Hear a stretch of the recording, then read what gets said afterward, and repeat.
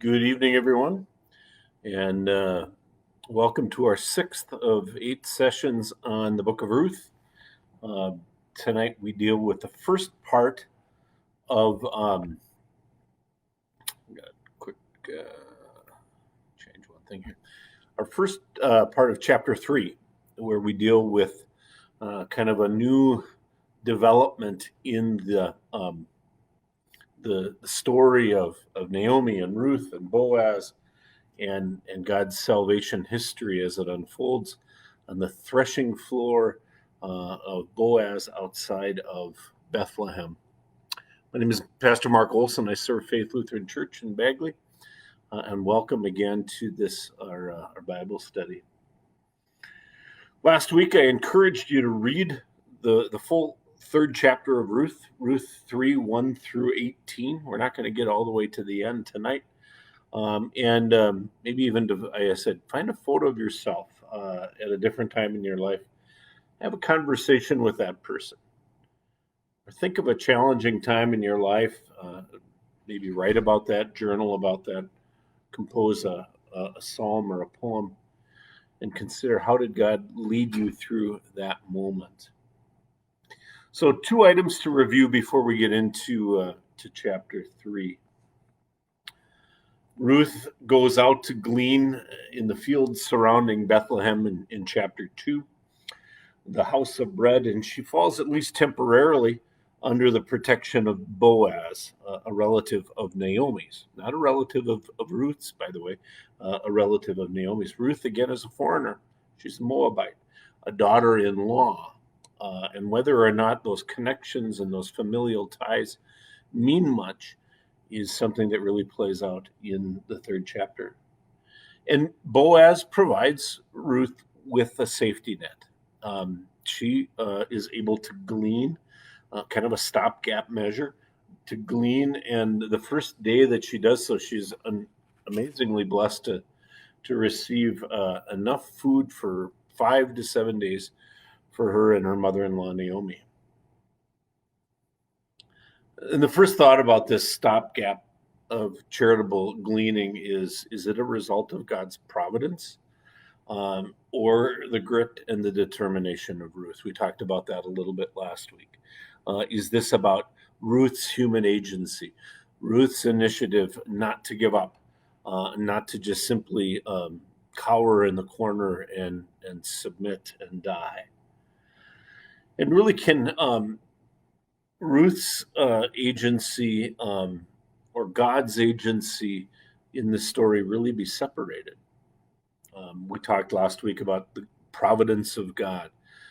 Catherine Dubs-Sakenfeld, one of the commentators on Ruth that I've been quoting quite a bit over these past 5 or so now, 6th session, writes from Princeton Theological Seminary, from the towns of the East Coast that are named things like Providence. She writes, God has surely shown kindness. In the providence of God, Ruth has come into the field that belonged to Boaz. Ruth's choice of location was indeed due to providence, not chance. Diane Jacobson, the author of the Augsburg Fortress study that some of you have gone ahead and ordered, is not quite so explicit in saying that this is God's hand. She writes, Scripture taken as a whole points us to a God who works through suffering rather than through glory. This is often referred to as the theology of the cross, which is about the telling the truth and the living the truth. It's about calling things what they are and about finding God and God's hidden truth under their opposite. As someone trained more, I guess, in the theology of the cross and the randomness of God at work in the world, and really the danger of ascribing to God something that God has done or that God has not done. My inclination is more towards that theology of the cross, and also just the gritty determination of both Naomi and Ruth as they're found in this story, and also the amazing attributes that we're going to start to get to know and have already got to know a little bit about in Boaz. Boaz protects Ruth and also cares for her. Again, Sakenfeld writes in her commentary, Boaz's command to the young men not to bother Ruth could be translated to not molest her. It is quite possible that any young woman working alone in the fields might be subject to unsolicited advances by men in the area. So Boaz, in many ways, protects the reputation of Ruth. She didn't know that protection was going to be in place when she went out into the fields to glean. For her part, Ruth, at times of such desperation, was within her right to play the role of a prostitute. And again, for those who have that Augsburg Fortress commentary, you may have read about the categories of the needy. Ruth is a foreign widow with neither a father or a husband to care for her, perhaps 24 to 26 years old, having been married for 10 years. She would have been considered unsuitable for marriage at that age. Particularly, the books of Ezra and Nehemiah talk about the unsuitability of any Moabite woman. She did have the option of being a prostitute. This would have been legitimate because her sexuality was not owned by a father or a husband. So does Ruth willingly understand that risk or that category or that role might have to fall upon her as she goes out to glean in the field? And is that a place that she's willing to go in order to protect and care for Naomi? We can only speculate, but there is something courageous and vulnerable about this Ruth as she enters into this part of the story. Of course, we know that Ruth is protected by Boaz, but for what reason and by whose hand? Who gets credit for that charity? Is it because God is coming down upon the heavens and steering and twisting and turning Boaz into a direction that will result in their union, and that if through that union we have the lineage that leads to David, that leads to Jesus?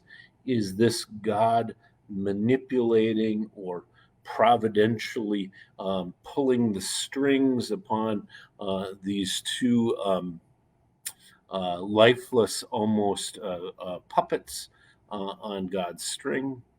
Or is there something about the grit of Ruth that is so commendable? Something about the protectiveness of Boaz that speaks even to us and to our character and to the way that we treat one another, male and female, in relationships of various shapes and sizes.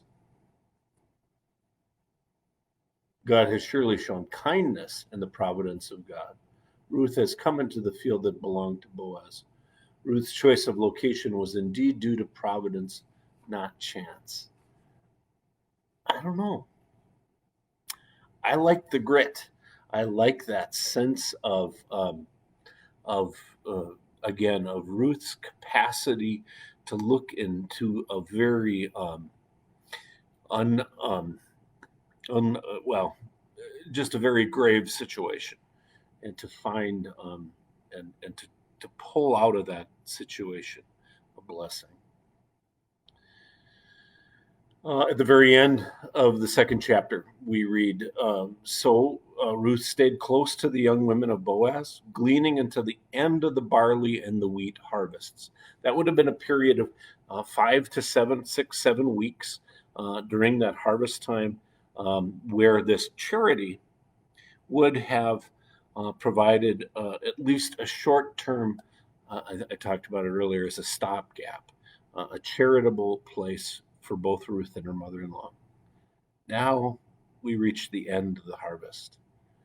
And Naomi comes up with a plan that will move her and Ruth from that place of charity to a more just and a sustainable future.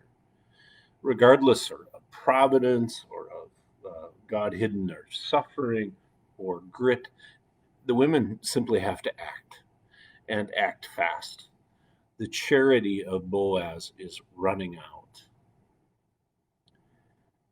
talked last week about, as we look at even in the situation that's unfolding in South Minneapolis, and the situation of food deserts that have been created, where we're trying to provide charitable food for families that are impacted by the violence and the looting and the rioting and the loss of all the pharmacies and the grocery stores and the St. Paul Midway and the South Minneapolis areas.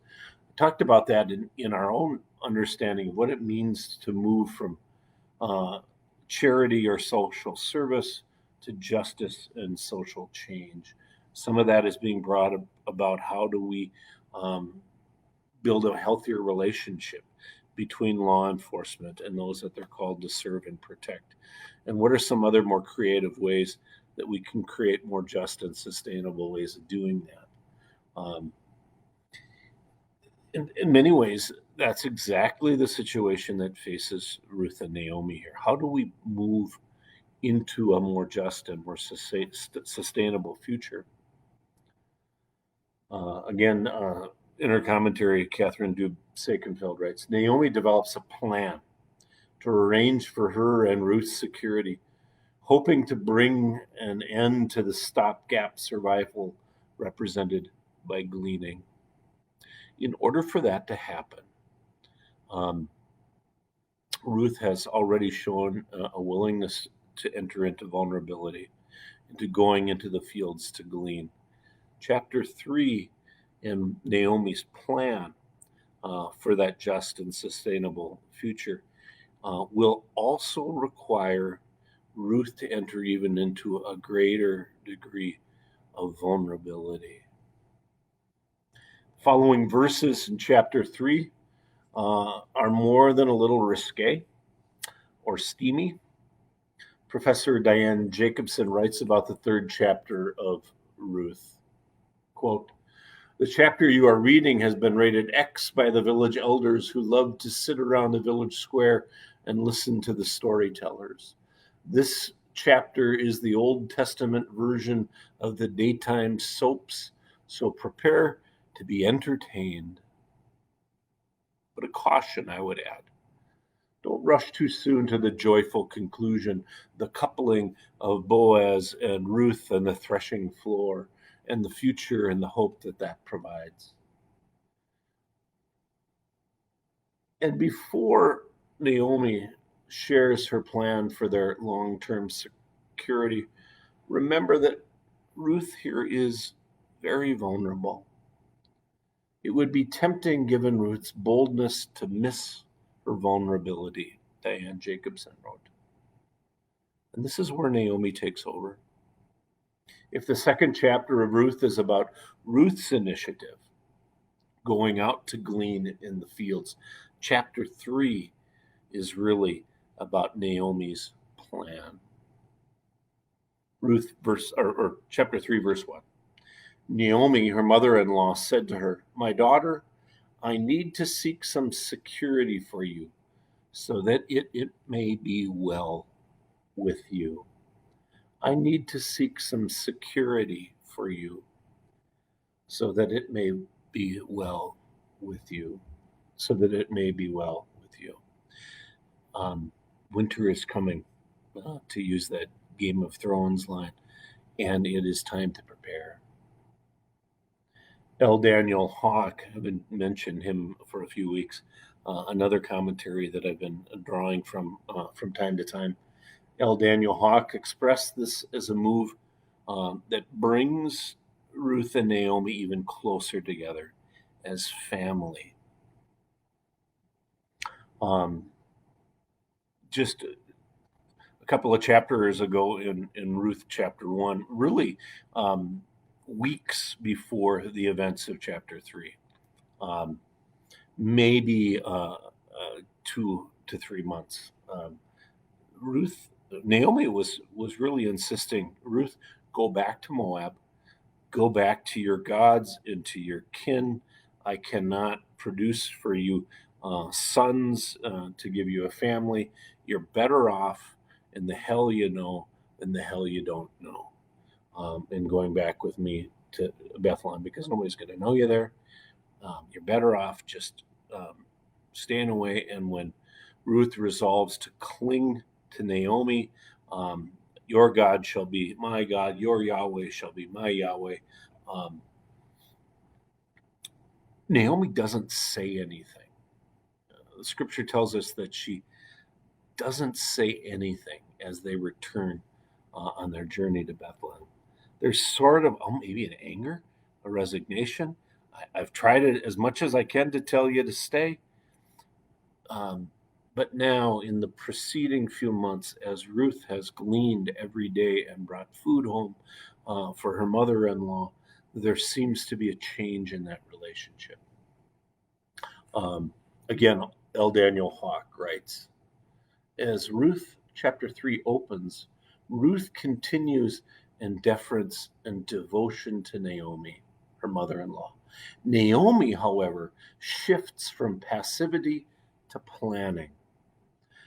She not only expresses her intent to find a good life for Ruth, but now moves to facilitate that happy outcome. Naomi, in short, acts explicitly as a mother to Ruth. Ruth now has a mother. If you are fans of musicals, perhaps you've heard of Fiddler on the Roof. Two of Tevye's daughters sing of the matchmaker in the village. The first daughter, well, somebody has to arrange matches. And the second daughter says she might bring something wonderful. And the first daughter, something interesting. The second daughter, well, someone well off. And the first daughter, or important. And then matchmaker, matchmaker, make me a match, find me a find, catch me a catch. Matchmaker, matchmaker, look through your book and make me a perfect match. Naomi, the mother, Naomi, the matchmaker, shares her plan with Ruth, who is more than just a daughter-in-law, who is now really a daughter. Now, here's our kinsman Boaz, with whose young women you have been working. See, he is winnowing barley tonight at the threshing floor.